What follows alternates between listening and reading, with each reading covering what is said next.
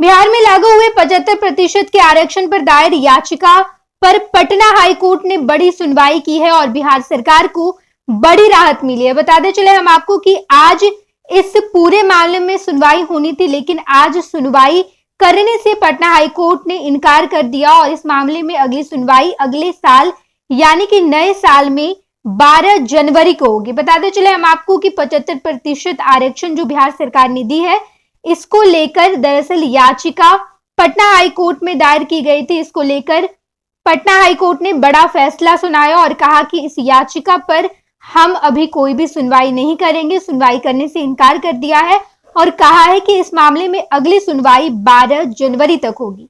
साथ ही साथ बिहार सरकार को जवाब भी मांगा गया है, यानी कि बिहार सरकार इस मामले में 12 जनवरी तक अपनी तरफ से जवाब भी देंगे। बताते चले हम आपको कि विधानसभा से बिल पास हुआ और 75% आरक्षण पर मुहर लग गई। राज्यपाल ने भी इसकी मंजूरी दे दी। इसके बाद इसको लेकर जो है पटना हाईकोर्ट में याचिका दायर की थी और कहा था कि ये संविधान का हनन करता है। 75% आरक्षण जो मुख्यमंत्री नीतीश कुमार ने और उप मुख्यमंत्री तेजस्वी यादव ने बिहार वालों को दी है, ये आरक्षण संविधान का उल्लंघन करता है। इस वजह से इस आरक्षण पर रोक लगा देना चाहिए। बताते चले हम आपको कि इसको लेकर याचिका दायर की गई थी और ये याचिका पटना हाईकोर्ट में दायर की गई थी, लेकिन इस पर सुनवाई करने से पटना हाईकोर्ट ने इनकार कर दिया है और सुनवाई की अगली तारीख 12 जनवरी यानी कि नए साल में दी है। बताते चले हम आपको कि दरअसल बिहार सरकार ने जाति आधारित गणना करवाई और उसके बाद जो है आरक्षण बिहार वालों को दिया। बिहार विधानसभा में पिछले महीने आरक्षण का दायरा बढ़ाने का बिल पारित किया गया था। इसके तहत SC, ST, OBC और EBC के आरक्षण की सीमा 50 से बढ़ाकर दरअसल 65% कर दी गई। EWS का 10% आरक्षण अलग से है। इस तरह राज्य में कुल मिलाकर 75% हो गया। CM नीतीश कुमार ने कहा कि SC और ST के लिए कोटा कुल मिलाकर 17% है, इसे बढ़ाकर 22% किया जाना चाहिए। इसी तरह OBC के लिए आरक्षण भी मौजूदा समय में 50% है, इसे बढ़ाकर 65% किया जाना चाहिए। इस नए बिल के अनुसार ST के लिए कोटा दोगुना कर दिया जाएगा, 1 से 2%, जबकि SC के लिए इसे 16% से बढ़ाकर, जी हाँ, इसे 16% से बढ़ाकर 20% किया जाएगा और EBC के लिए कोटा 18% से बढ़ाकर 25% होगा, जबकि OBC के लिए 12% से बढ़ाकर 15% किया जाएगा।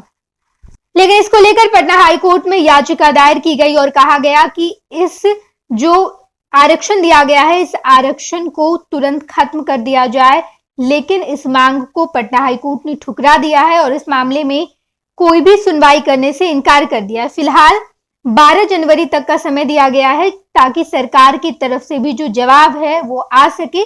12 जनवरी को जब सरकार इस मामले में अपना जवाब सबमिट कर देगी, यानी कि अपना जवाब दे देगी, उसके बाद इसको लेकर अगली सुनवाई होगी।